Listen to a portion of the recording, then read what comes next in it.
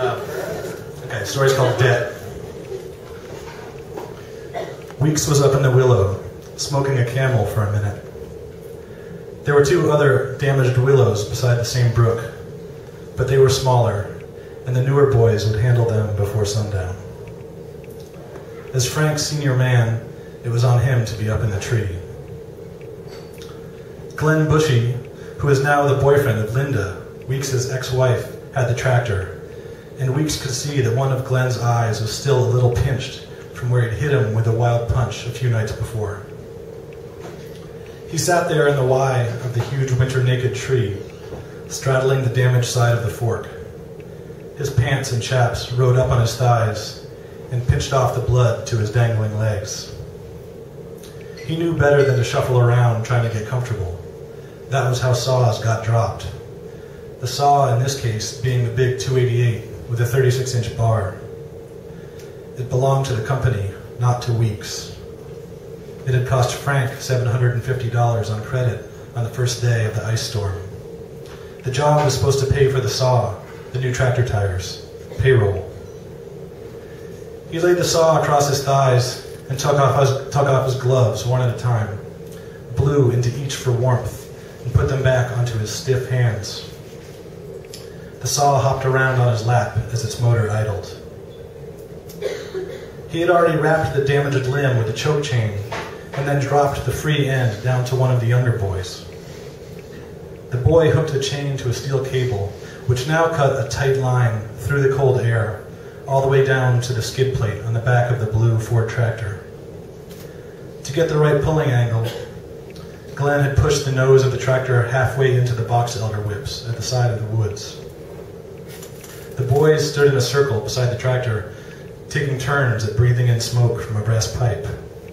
Their saws and gas cans and jugs of bar lube were piled together at the base of an undamaged maple.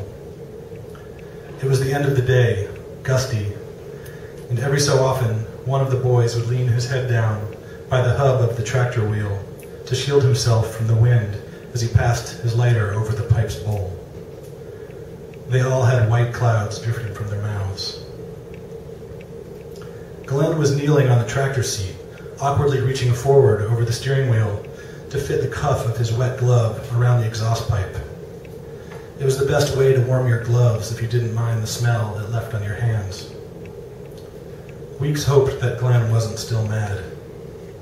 He knew Glenn might not pull the lever to engage the winch if all the younger boys' backs were turned. The saw would get pinched under the weight of the big vertical limb. It would slow them down until after dark, and then some of them would have to come back the next day to finish. It would spoil the whole job schedule, and Frank would hold it against Weeks, who was supposed to make sure everything ran smoothly. Or the branch could swing back at him where he was trapped if Glenn did his part wrong. But Weeks tried not to think about that possibility. He didn't think his debt went that far. He finished his cigarette and let it fall through the air to the crusty snow. The wind spun it around and then whisked it over the bank into the brook. The short warm spell of the previous few days had broken the ice, and the water ran quickly now, even at its low winter level. Almost every tree had been damaged in the storm. He lifted the saw and worked the trigger a few times. The chain whirled. The long bar leaped with each pull. Down by the edge of the woods, Glenn knelt on the tractor seat. Weeks tried to read his face, but Glenn was giving him a blank stare to make him guess. He turned the saw against the big tree limb and leaned close to the chain as it cut into the soft wood of the broken tree.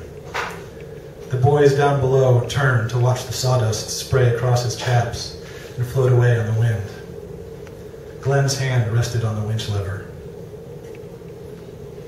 Weeks knew in his heart that Glenn and Linda couldn't last. He might even get another chance with her himself, but that wouldn't last either. It was important that they finish the job and move on to the next. Please, he said, over and over and over again.